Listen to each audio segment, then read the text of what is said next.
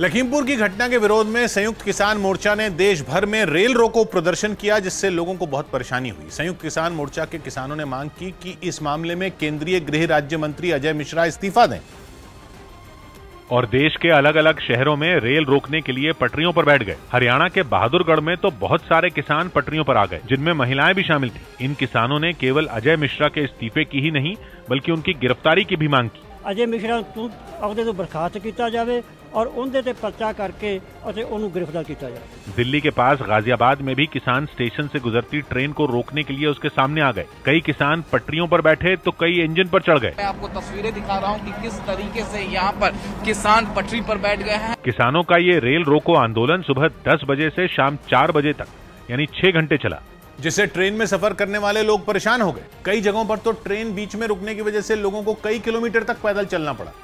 चंडीगढ़ भी उन्हीं जगहों में एक है जहां ट्रेन रोकने के लिए किसान ठीक 10 बजे ट्रैक पर आ गए और वहां अपना बैनर लगाकर बैठ गए।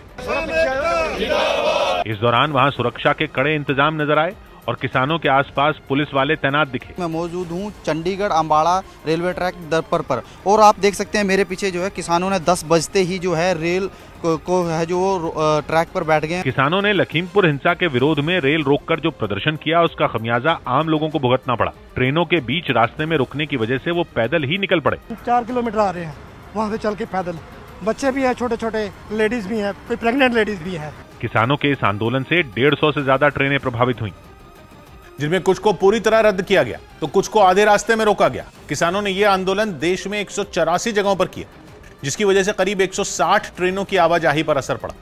करीब 63 ट्रेनों को उनकी मंजिल पर पहुंचने से पहले ही रोक दिया गया, जबकि 43 ट्रेनें रद्द कर दी गईं और एक ट्रेन का रूट बदल दिया गया।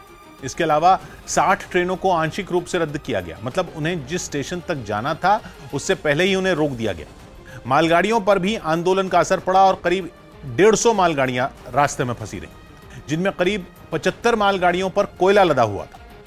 सौबात की एक बात यह कि कृषि सुधार कानूनों के खिलाफ पंजाब के किसानों ने रेल रोककर ही आंदोलन की शुरुआत की थी और अब रेल रोकना किसान नेताओं का पसंदीदा हथियार बन गया है, जिसकी मार सरकार के बजाय आम लोगों पर ही पड़ती है, क्योंकि ट्रेन में यात्रा तो हम आप जैसे आम लोग ही करते हैं, जिसके रुकने से सरकार का काम नहीं रुकता बल्कि हमारे काम धंधे, दवाई पढ़ाई रुकती।